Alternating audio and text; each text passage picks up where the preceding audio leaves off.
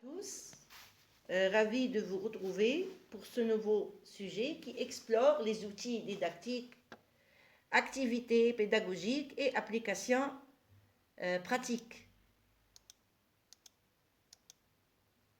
Ce troisième cours complète les deux premiers en mettant l'accent sur la mise en pratique des savoirs théoriques liés aux conflits culturels et aux modes de communication interculturels. Il s'agit ici d'étudier comment enseigner et résoudre les malentendus interculturels grâce à des outils interactifs et adaptés à la formation universitaire.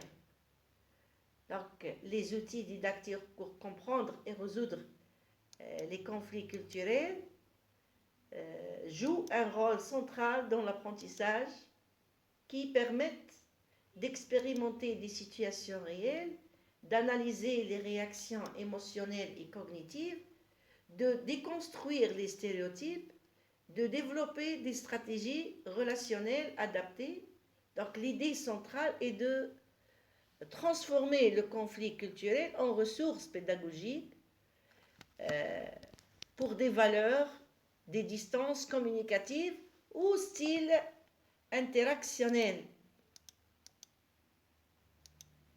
Les jeux de rôle constituent l'un des outils les plus puissants en didactique interculturelle car ils impliquent le corps, le langage et l'interaction qui placent l'étudiant dans une position active. Il ne reçoit plus seulement un savoir, il le vit. Donc les objectifs pédagogiques, c'est rejouer un conflit culturel réel ou stimuler, comprendre les causes profondes du malentendu, normes, attentes, et dépasser les stéréotypes par l'expérience directe pour expérimenter différentes stratégies comme l'écoute active, la négociation, et développer l'empathie en adoptant un point de vue culturel différent. Exemple de jeu de rôle, le conflit autour de la ponctualité. Dans les cultures monochroniques, France, Allemagne, respecter l'heure est essentiel, c'est-à-dire on doit être ponctuel. Dans les cultures polychroniques, Maghreb, Afrique, la flexibilité horaire peut être valorisée. Mise en situation, un étudiant arrive 15 minutes en retard et voit le professeur contrarié. Donc le jeu explore les perceptions. Pour l'un, manque de respect, pour l'autre, normalité sociale. Donc les études de cas permettent d'analyser profondément des situations authentiques qui mobilisent la réflexion critique et les compétences de médiation.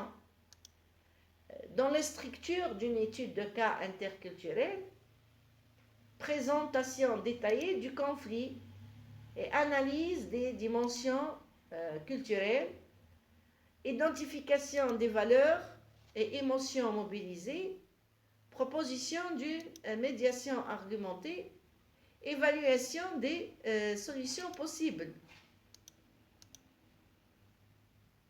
Dans une classe de FLE, par exemple, un étudiant maghrébin vit une correction publique comme une humiliation. Dans sa culture, corriger quelqu'un devant le groupe peut toucher l'honneur.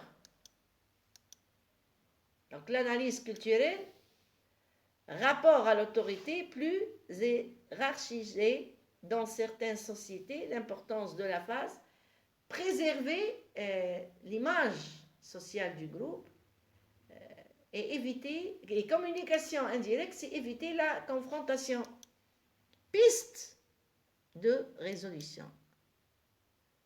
Passer par une discussion individuelle, puis expliquer le rôle formatif de la correction dans la culture pédagogique occidentale pour établir un monde de feedback négocié correction privée, message écrit. Donc cette approche permet de faire émerger les attitudes respectueuses des deux systèmes différents.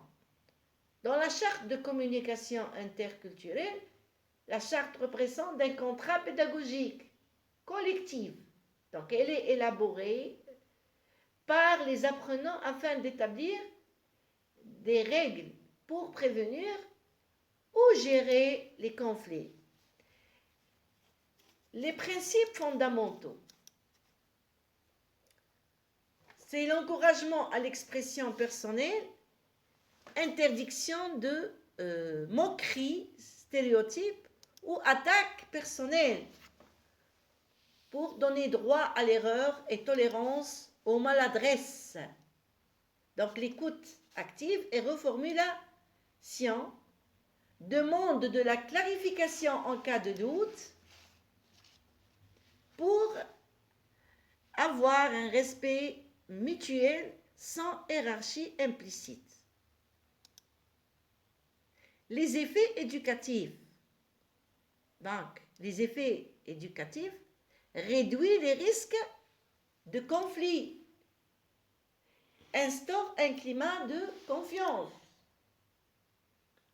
responsabilisent les étudiants aussi, ainsi valorise la diversité des identités culturelles et construire une éthique du vivre ensemble académique. Donc le journal réflexif, outil métacognitif, donc le journal, il permet d'installer une réflexion continue sur les expériences interculturelles, de manière que l'étudiant y consigne une situation de malentendu ou de choc culturel et évite les émotions ressenties comme la colère, les surprises, la honte et les normes culturelles qui étaient en jeu. Donc la stratégie mise en place pour résoudre le conflit, les apprentissages réalisés, les avantages didactiques.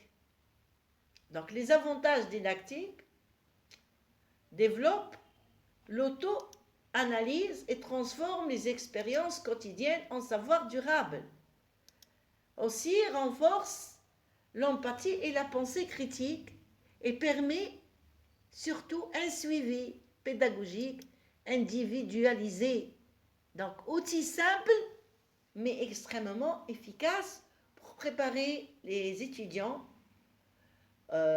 aux échanges interculturels futurs, la mobilité internationale, les stages, le travail en groupe aussi.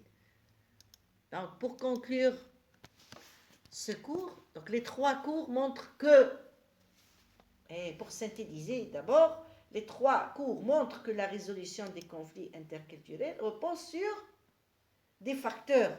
C'est la compréhension profonde des différences culturelles, la maîtrise des stratégies de communication, la capacité à négocier et médiatiser, la réflexion personnelle sur ses propos, normes et préjugés, l'utilisation d'outils didactiques concrets pour pratiquer ces enseignements permettent à l'étudiant de passer de la théorie à la pratique, des connaissances aux compétences, du savoir au savoir-être interculturel.